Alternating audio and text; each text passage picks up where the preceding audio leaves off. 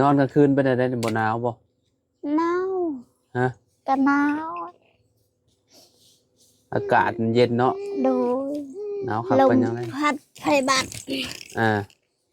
ก็หนาวพัดวุ่นๆแล้วนี่เนาะโดย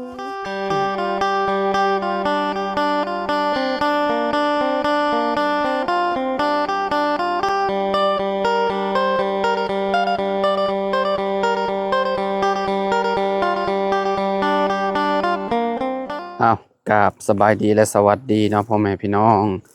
FC เบิร์ดสุขุสุคนเนาะมื้อนี้มาพบมาพอกันอยู่ที่กระต๊อบกระเจืองเด้อพี่น้องเด้อเนาะโอ้สบายดีสบายดีเด้อน้องเด้อสบายดีโดยเอ้าคือบ่เห็นอาเจืองมื้อนี้เนาะอ่ะใจน้อยอืมอาเจืองบ่ใช่น้องจึงไปตัดขออนุญาตแน่เนาะดึงอาเจืองไปตัดกล้วยโดยตัดกล้วยรับจ้างบ่เลยใดบ่ตับกล้วยกับข้าว ๆไปซอยเพิ่นนะ ก็ตัด ไปขายละแบ่งกัน อ้าวกล้วยกับเจ้าคือไปตัดแล้วก็คือว่าแบ่งกันกับเจ้า คือแบบใดคือแบบเป็น กล้วยข้าว กล้วยเขา โดย บัดนี้ไปตัดซอยเขาแล้วก็บัดนี้ไปขายแล้วก็เจ้าก็แบ่งเงินให้โดยเอ่อไก่บ่ ก็ใกล้พูดคุณพู หมู่คนในบ้านนี่นะ โดย โอ้เพิ่นไปแต่เช้าพู บอกกับ บอกไม่ได้ ฮะ ไปแต่เอาบู บ่หากลับไปเมื่อกี้นี่บ่ โดย อ๋อ เอาบู ว่าอ้ายมานี่เราก็ออกไปบ่แม่นบ่ โดย อืมพี่น้องเอ้ยเนาะเอามื้อนี้อยู่เฮือนบ่เจ้า โดย เป็นอะไรเข้า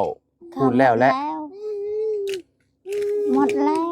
แล้วเรียบร้อย โดย ได้จักกระสอบ 40 ชอบ 40สอบ โดย เอามาเบิดเลย หมดแล้วอยู่เพื่อน เออแบ่งกัน ยังไม่ทันไป มันทันได้แบ่ง โดย อืมพี่น้องเอ้ยเนาะอ่าก็คือไปหูดจังมื้อหั่นเนาะ ก็2-3 มือ4 มือ5 มือก ลัวติ2-3มื้อ4มื้อ ตั้งแต่ซื้อที่ใหม่แม่นแล้วว่ะ โดย ประมาณโว้บ่แม่นอาทิตย์บ่จักจะไปหูดเข้า โดย เนาะพี่น้องเอ้ยนายสิแม่นแท้แหละเนาะน้องห้างเพิ่น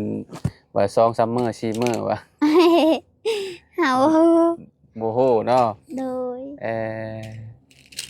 กินข้าวแล้ว กินแล้ว ได้หยังกิน กินนกกินนม กินหนู โดย ว้ายได้มาแต่แซ่น่ะ ไอเจืองไปการ อาหารแซ่บได้หะเนาะ โดย โอ้เพิ่นไปกับไผได้หลายบ่หนู ไป น่ะ กับเขา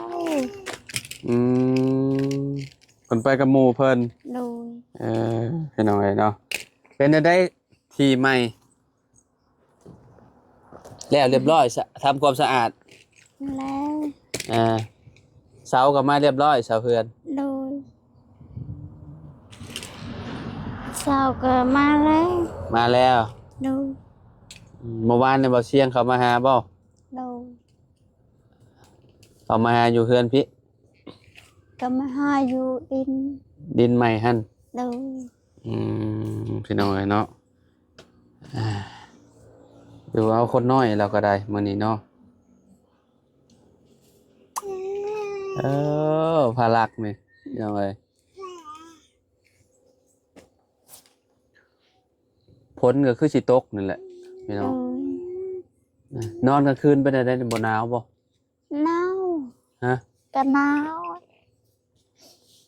อากาศมันเย็นเนาะ โดย หนาวครับ ลม เป็นยังไง พัดไฟบัด อ่า ก็หนาว พัดวุ่นๆแล้วนี่เนาะ โดย เออก็อาบน้ำให้คนน้อยอยู่บ่ ยังบ่ทันอาบ ว่าอันกลางเว้นหั่นนะ บ่ยัง โอ้เพิ่นบ่หนาวบ่นี่พลัก เอ้ย เอ้ย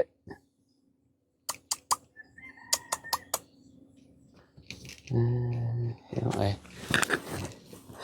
อาเจียงก็บ่อยู่เนาะเพิ่นกลับมาจักโมงเด้เนาะ 3 โมง 4 โมง 3 โมง 4 โมงพุ่นแล้วมาเนาะ โดย คือแบบก็เจ้าตัดแล้วก็เจ้า เอาคนใส่รถจักรมาบ่ โดยใส่รถจักร ก็สิได้หลายปานใดเนาะก็เพราะว่ารถจักรบ่แม่นรถใหญ่เนาะ โดย ได้อยู่ประมาณบาง10เนาะ โดย บาง ก็ 10 ทางมันยากขึ้นภู อืมก็คือพระเจ้าปลูกอยู่ภูพุ่นเนาะ โด ปลู ย กอยู่ไกลพี่น้องเอ้ยเล่นยากแน่น้อยหนึงเนาะเอารถใหญ่ไปแก่กับไปคนกับบ่ได้ยากอยู่ มาแล้วก็มาขายให้คนเวียดบ่ บ่มาขายให้คนลาวนี่ คนลาวคือกันนี่ โดย ก็จะซื้อเป็นโลบ่ โดยชื่อโล ถูกได้เนาะมากล้วยเนาะ อืม เครือหนึงนี่ประมาณบ่ฮอด50,000ซับพี่น้องเอ้ยเนาะประมาณ30 40แบบนี้เครือก็บ่แม่นว่าสิเครือน้อยๆเครือบักใหญ่ๆนึงราคาก็บ่แพงเนาะปลูกกล้วยนี่พี่น้องเอ้ยปลูกกล้วยกับปลูกมันนี่ปลูกบางคนเพิ่นสิไปเน้นปลูกมันหลายกว่าคุมื้อนี้เนาะ โดย มันสิเป็นราคาแน่น้อยหนึงพี่น้องเอ้ยมะกล้วยนี่อ๋อตะกี้น่ะสิได้ราคาดีอยู่ตะกี้เพราะว่าช่วงนั้นมันยังบ่เข้ามาเด้แต่อันนี้เนาะ โดย อ่าแต่ก็มื้อนี้ก็ บางคนเพิ่นก็ไปเน้นปลูกมันเนาะมะกล้วยก็สิราคาก็สิบ่แพงปานใดเห็นบอกเขาเจ้าขายวางขายตามถนนหนทางน่ะก็หวีหนึงกับประมาณ 2-3,000 กีบเนาะไอ้เนาะ 2-3,000 กีบนี่ก็สิเป็นเงินบาทจักเท่าใดบุ2 5 3 บาทพี่น้องไอ้เนาะประมาณนั่นแหละก็สิถูกแน่เนาะถ้าไปซื้อไปเฮ็ดมะกล้วยกล้วยทอดคักอยู่ได้พี่น้องเอ้ยเนาะกล้วยทอดเคยกินบ่กล้วยทอด เคย กล้วยบดชีเด้ โดยเคยกิน กล้วยที่อิหยังเฮาเอาน้ำกะทิเนี่ยมาเนาะ โดย เอามาต้มใส่โอ้ครั้งแรกพี่น้องเอ้ย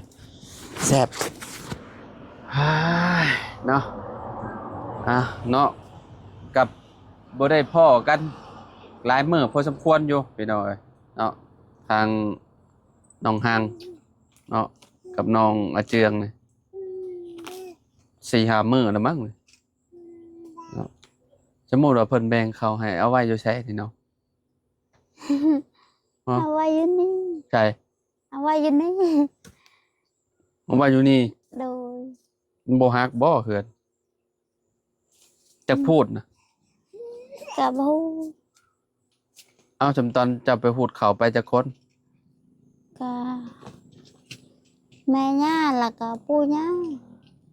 แล้วก็ ไปอีก แล้วก็ลุง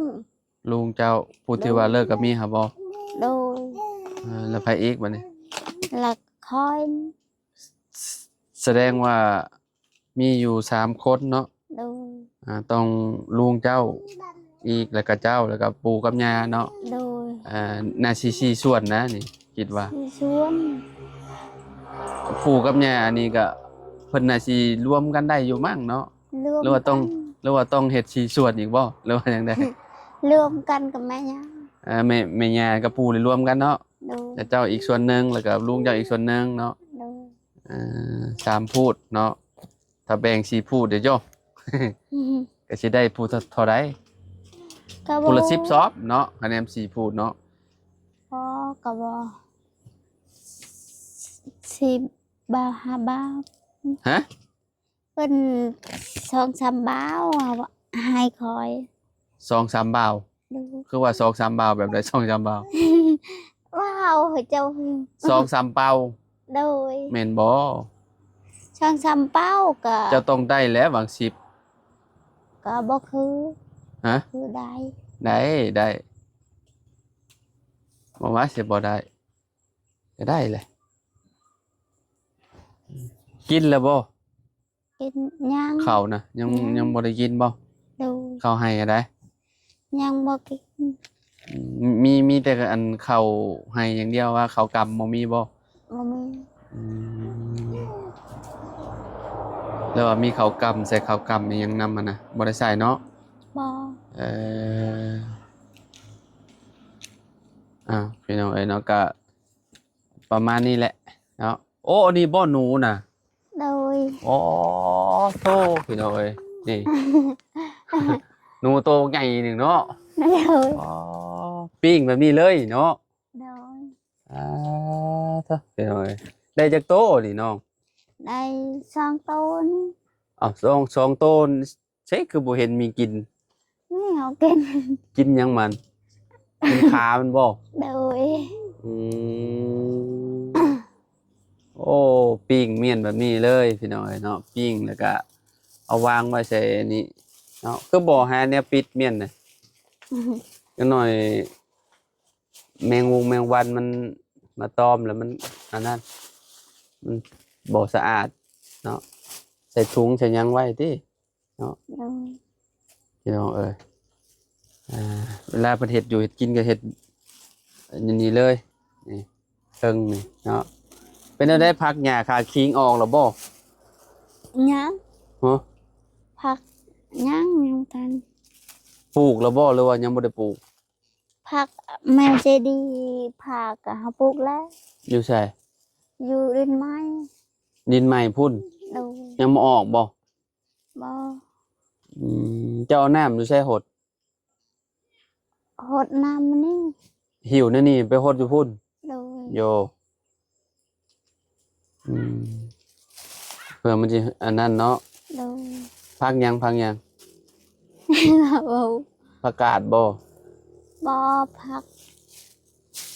มักเพชรแล้วก็ อืม มังฮุ้ง ต้นมะฮงโอ้ แล้วก็ มันยังอีก น้องมังย่างก็บ่ฮู้ โอ้ น้องฮังพี่น้องเนาะมีมื้อนี้แหละที่ว่าเฮาสัมภาษณ์น้องเพิ่นให้น้องเพิ่นลินแล้วที่ว่าสัมภาษณ์น้องเพิ่นจริงๆจังๆหั่นน่ะพี่น้องเนาะแต่เก่ามาก็มีแต่ลมกับอาเจืองเนาะอาเจืองจะเป็นคนลมแต่ว่าน้องฮังนี่ก็เพิ่นก็บ่ได้ค่อยได้เว้านำปานใดหั่นน่ะเว้าน้อยนึงพี่น้องเนาะเพราะว่าเพิ่นบ่ฮู้ความปานใดเนาะฮู้หลายเติบอยู่ว่าความลาว บ่เวลา หน่อยหนึง ดู แต่เวลาข่อยถามไปนี่ก็ฮู้อยู่ ดู เป็นได้เรื่องเฮือนเบาเสียงเพิ่นแจ้งบ่แนวใดเนาะ เขาฮู้อยู่บ่ฮะ ก็บ่ฮู้ อืม เงินก็ ฮะ เงินบ่เพียงพอ ยังบ่พอบ่ ดู อ๋อเรื่องเฮือนเรื่องชานมันก็ยังขาดหลายอย่างอยู่เนาะ ดู พี่น้องเอ้ยเนาะเฮือนบักหลาพารักพี่น้องเอ้ยเนาะเฮือนน้องเจืองน้องหังเนาะตอนนี้ได้เสามาแล้ว ดู และเบาเสียงเพิ่นสั่งหยังเพิ่มตอนนี้นะ บ่ยัง ยังบ่ได้สั่งหยังมาเพิ่มบ่ ดู เอ่อโดยพี่น้องเอ้ยเนาะ เอาก็ถ้าเบิ่งถ้าชมเนาะว่าเฮือนชาลานแป้นน้อง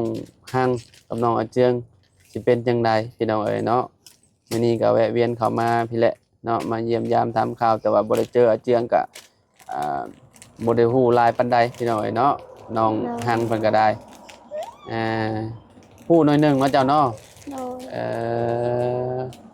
อโอเคซะเดี๋ยวคันว่าอาเจียงมาตอนแรงๆก็สิแวะมาหาอาเจียงใหม่เนาะ โดย ไว้พอกันใหม่เด้อน้องเด้อ โดย เนาะโดยสบายดี สบา เด้ ย อ ดี โดยพี่น้องเอ้ยเนาะประมาณนี้แหละพี่น้องเอ้ยเนาะทางผัวบ่อยู่แล้วก็เมียก็เว้าได้อยู่แต่ว่าก็บ่หลายพี่น้องเอ้ยเนาะเว้าไปเว้ามาเราก็บ่โอ้ยเราว่าบ่ฮู้แล้วเราว่า อยู่ดีมีแฮงไว้สุขสุขคนเด้อพี่น้องเด้อเนาะขอบคุณหลายๆที่ติดตามและเป็นกำลังใจให้เนาะพบกันใหม่พี่น้องสบายดีเด้อบ่สุขทุกคน